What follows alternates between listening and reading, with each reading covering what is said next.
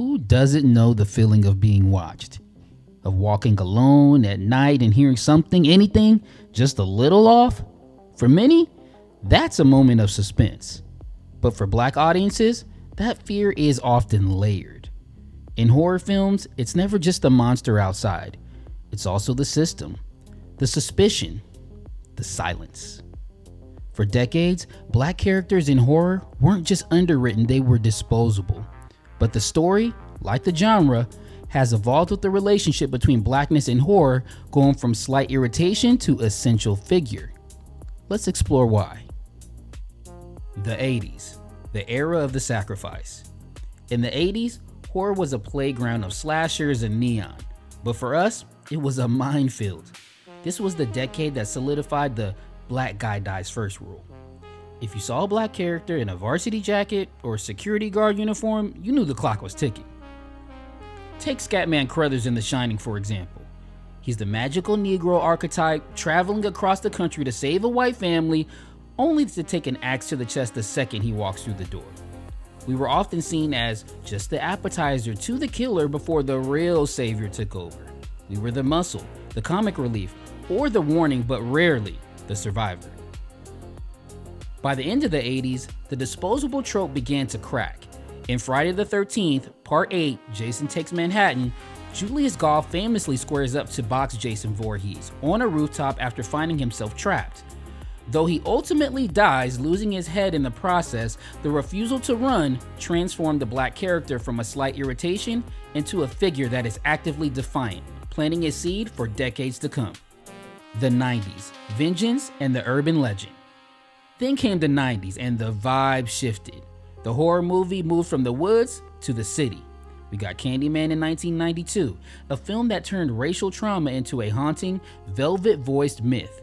It wasn't just about a guy with a hook, it was about housing projects, gentrification, and the history that refuses to stay buried. This was a decade where we started talking back.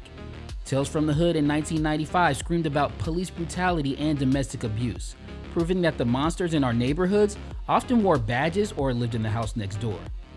And let's not forget about Jada Pinkett Smith in Tales from the Crypt Demon Knight or Brandy and I Still Know What You Did Last Summer. We weren't just dying anymore. We were becoming the final girls.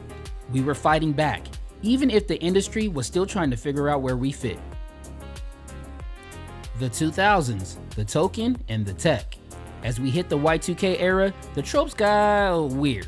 We had the urban horror boom with movies like Bones or Leprechaun in the Hood.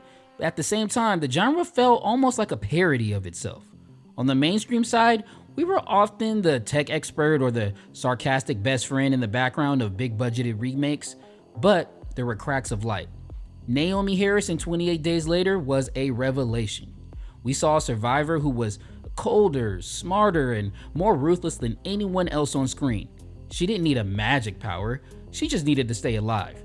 The 2000s were a tug of war between being the joke, think Brenda and Scary Movie, and being the powerhouse. The modern era, the architect of fear. Fast forward to now, and we see the relationship has moved from Blacks being a slight irritation to essential figures because we aren't just in the movies, we're making them. Jordan Peele didn't just give us Get Out, he gave us a vocabulary for the sunken place. He showed us that the scariest thing isn't a ghost, it's the exploitation of Black bodies. Modern horrors like Us, Nope, The Blackening, or Talk to Me understands that our survival is the plot, not the subplot. And the recent success of Sinners, earning the most Oscar nominations in the history of the Academy Awards, proves that stories about our Black survival can be both monetized and critically acclaimed. We've gone from being the first one killed in a slasher flick to being the ones who realize the call is coming from inside the house and we actually about to leave. We aren't just the flavor for the story anymore. We are the story. From the sacrificial lamb of the 80s to the vengeful spirit of the 90s and finally to the complex breathing humans of today, the evolution is complete.